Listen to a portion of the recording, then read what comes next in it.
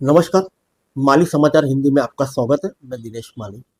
बिहार महाराष्ट्र में क्यों अटके भाजपा के टिकट, आइए जानते हैं विस्तार से। चुनाव आयोग ने लोकसभा चुनाव की तारीखों का ऐलान कर दिया है।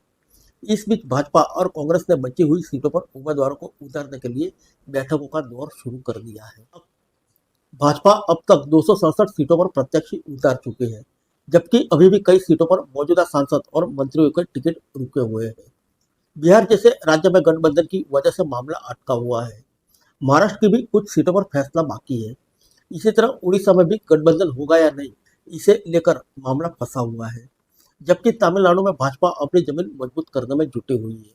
पार्टी पहले सहयोगी रही एआईडीएमके के गठबंधन तोड़ने के बाद यहाँ एआईडीएमके के बागी नेताओं के संपर्क में है।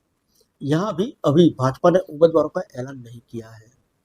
दरअसल भाजपा को सबसे ज्यादा परेशानी बिहार को लेकर है। पार्टी ने अभी तक राज्य के लोकसभा प्रत्याशी घोषित नहीं किए हैं।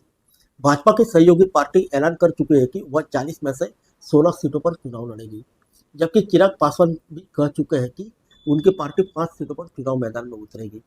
हालांकि चिराग के चाचा पशुपतिनाथ पारस का कहना है कि बिहार में सीटों को लेकर अभी तक कोई फैसला नहीं हुआ है। इसी तरह महाराष्ट्र में भी कुछ सीटों को लेकर पेच फंसा हुआ है, जिस वजह से कुछ सीटों पर उम्मीदवारों का ऐलान रोका गया है। पूर्व केंद्रीय मंत्री प्रमोद महाजन की बेटी और मौजूदा सांसद पूनम महाजन की Lok Sabha seat Mumbai north central से उम्मीदवार का ऐलान अभी तक नहीं किया गया।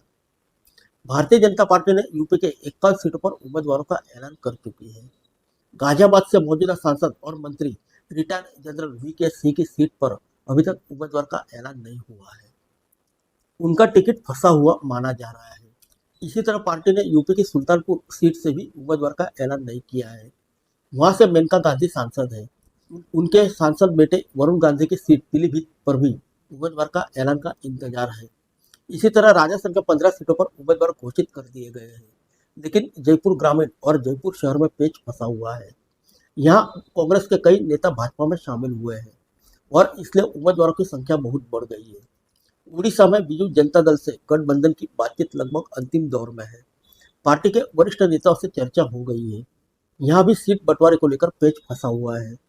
भाजपा के स्थानीय नेता कह रहे हैं कि वे अपने दम पर यहाँ चुनाव लड़ेंगे। हालांकि अभी गठबंधन होगा या नहीं, इसका आधिकारिक ऐलान भी होना बाकी है। ऐसे में उड़ीसा में भी भाजपा के उम्मीदवारों का ऐलान बाकी है।